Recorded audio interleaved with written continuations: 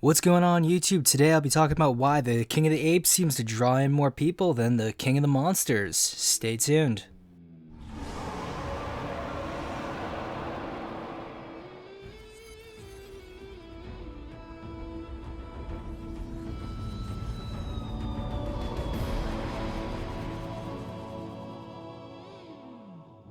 Welcome one, welcome all, Zimzilla, and you and every other Godzilla fan is probably either angry, confused, or probably a mix of both right now, considering I would make such a claim. I mean, King Kong more popular than Godzilla, I'm either capping or wildin', or whatever phrase we use in 2022 nowadays. Even more so when I had made a video stating that King Kong would win in GVK. But speaking of my other videos, feel free to subscribe and hit the bell, it helps me out a ton. But let me please explain, because if there's anything that Black Pill of a video did for me, it was engagement and engagement alone. Even if the only reason why people do tell me anything on the video, it's that I was wrong. Off to hang myself, off and left!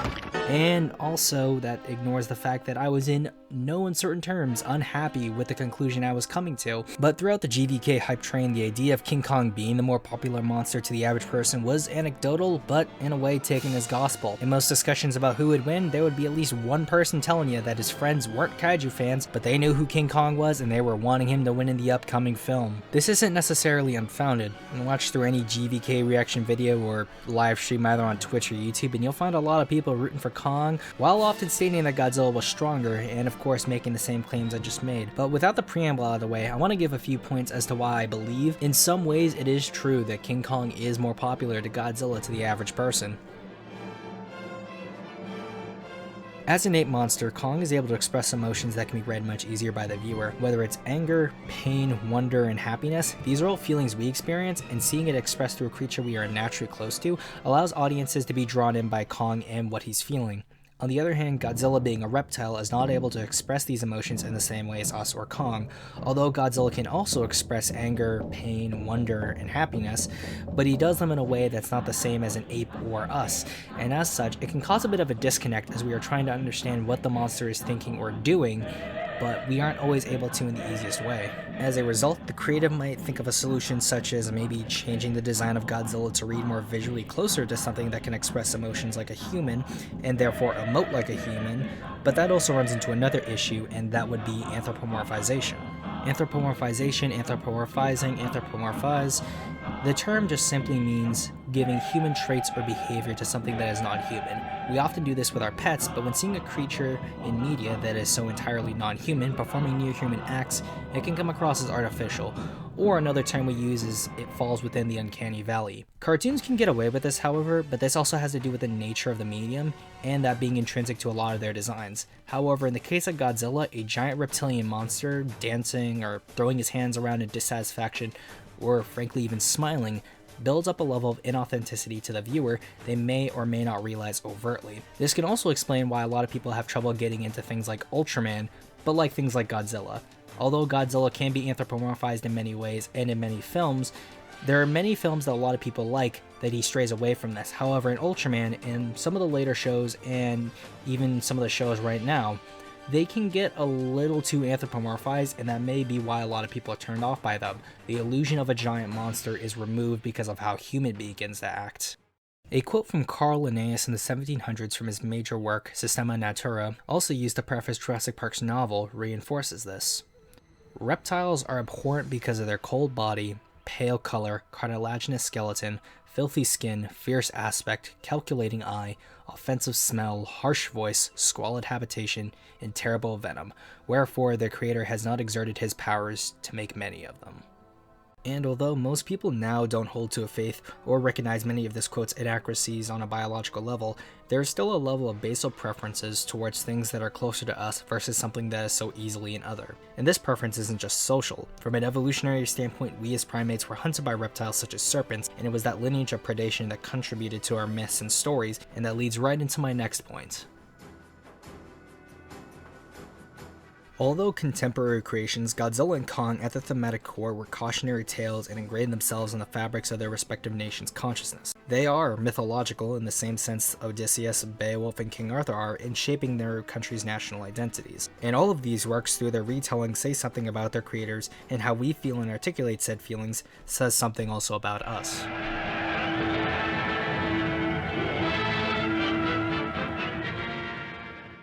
Within his first film, Kong is worshipped as a god on Skull Island by the natives, his worship being one of placation as they sacrifice women to him in order to stave off his wrath. This practice of placation being similar to that of developing people in history, but it's once we spend time with the character, we see more of him from an unbiased perspective. He's obviously not wholly malevolent, and he's actually quite curious, much like a real gorilla would be. And seeing as Marion C. Cooper felt gorillas had much more personality than other apes, he felt that he could implant more onto Kong when it came to human personality. And seeing as Wilson Bryan also put much of his personality into Kong in the way he moved and fought, it's safe to say that there's much more man in the monster.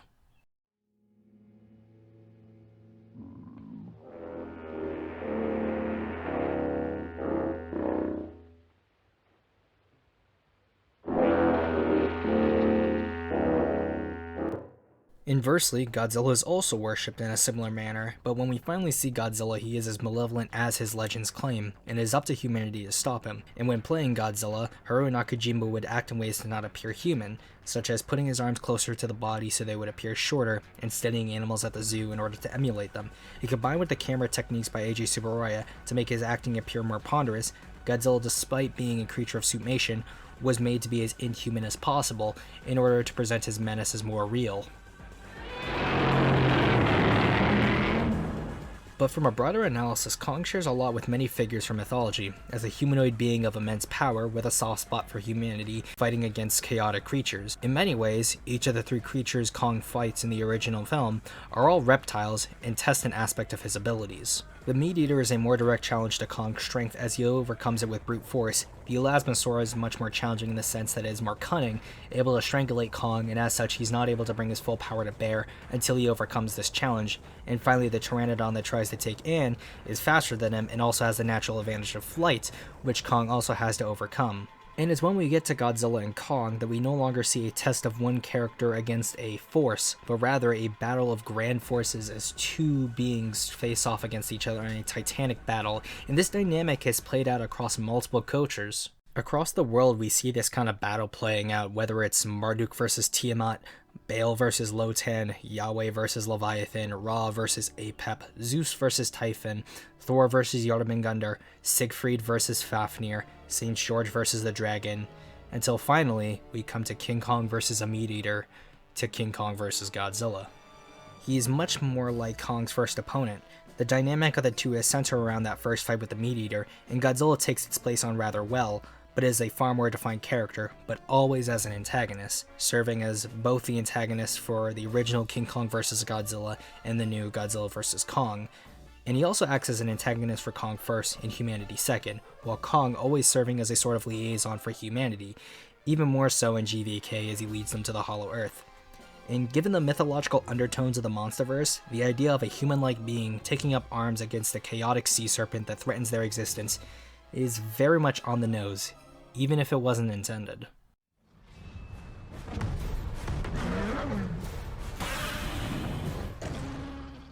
But unlike the stories of mythology and religion where these battles represented good and evil binaries or the context of how the world is what it is, the fight between the two is built up for spectacle and contained purely to fantasy, and that in a way allows for Godzilla as a character to be rooted for in this dynamic. But on the topic of messages, that is another key facet that allows Kong to stride ahead of Godzilla.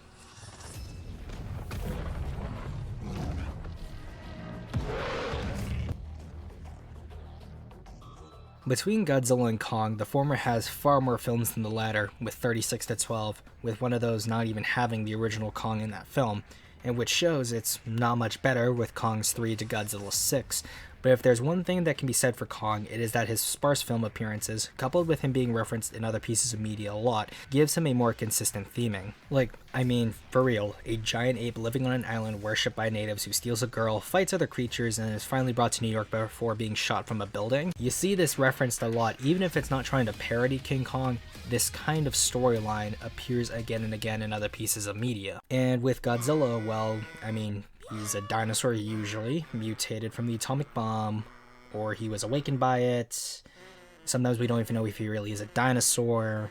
There was that one time he was an underworld were-crocodile reject, and then other times he's always been there, and then another time he got raised from the dead, and then another time they wanted to have him come from space, and then there was another time he was an Atlantean bioweapon, and another time we wanted to make this. It's very clear from Godzilla's filmography, the ones that have come out and scrapped ideas, that the character has become relatively malleable in how he looks and how he is characterized. Everything outside of his name is able to be changed, and with each creative looking to make their mark on the character, it's safe to say you're going to see a lot of variation.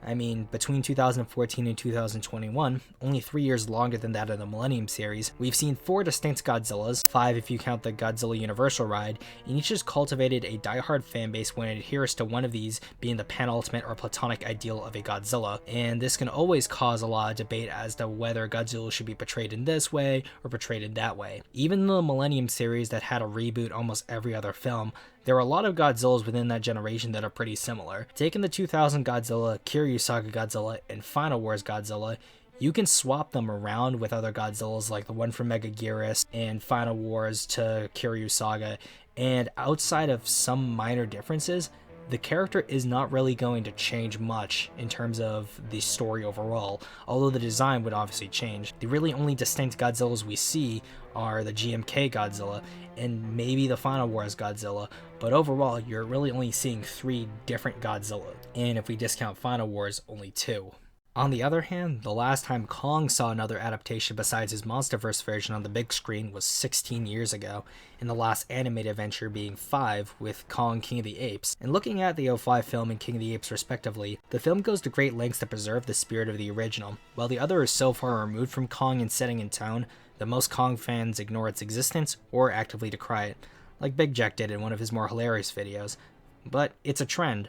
Films like The Mighty Kong that may be kinda faithful but don't respect the source material, or new ideas like King of the Apes or the animated series and films from the early 2000s, show that most Kong fans prefer it when Kong sticks to his original storyline and therefore his original characterization. Inversely, Godzilla's errors and interpretations make what and who he is different to so many people and pop culture as a whole. There's so many people you can think of, probably personally from your own fandom experiences, having a wholly different feeling about Godzilla to you in terms of design and characterization, to the point it could be considered that there are so many different denominations of what Godzilla's true characterization is to all the people who like him. And as I brought up, when people think of Kong, it's not just the character, but the story of the original that comes with that recollection, essentially condensing the myth.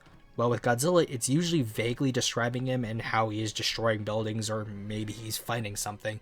It's always going to vary depending on the person who's talking about it, while with Kong, it's usually pretty standard. Ironically enough, however, in recent years we've come to see traits of Godzilla become more consolidated, one of these being his name coming from an island god, sometimes directly stated to be Odo Island, this appearing in the Polygon prequel books, Shin and Singular Point, and his behavior as a destructive antagonistic force towards humanity is shared between the Polygon films, Shin and Singular Point. The really only exception to this being the MonsterVerse films, although Godzilla is becoming more and more antagonistic now, though the significance of the Oxygen Destroyer has appeared in both the MonsterVerse and Singular Point universes, so that's a point of similarity there. And finally, Godzilla evolving on screen has happened twice now, and it may be something that might be a trend that ends up sticking for a while more. And although I left it out in the original talk about unique Godzillas, but the Universal Godzilla in a way is the most pop culture version of the character, it just being a big, greenish, spiky dinosaur in a city destroying stuff and fighting other monsters shooting blue fire.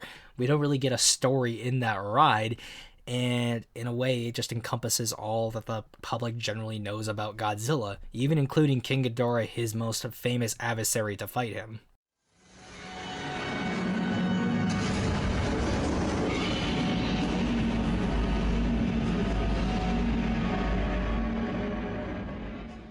Overall, while Kong has stayed in his lane in terms of what his films do and don't, and those that stray too far tend to be forgotten or ignored even by his most ardent fans, Godzilla branches out far more, and this causes him to stray in terms of character. And with a lot of implicit bias against the character intrinsically, or explicitly due to apathy for it, it makes sense as to why Kong appears to be much more popular to the average person. And this isn't me saying that there are no non-kaiju fans that like Godzilla, but more why socially people aren't drawn to him like they are to Kong. And this doesn't go into topics like why people dislike foreign films, for example, or a dislike of watching dubbed films, or subbed films, or frankly just older films. This video really just goes over them from a writing aspect, and with a little bit of sociological and biological underpinnings. But that's all I got for you guys. I hope you really enjoyed the video and found it educational. My socials are in the description below, and I'm Zimzilla, and I'll catch you all next time.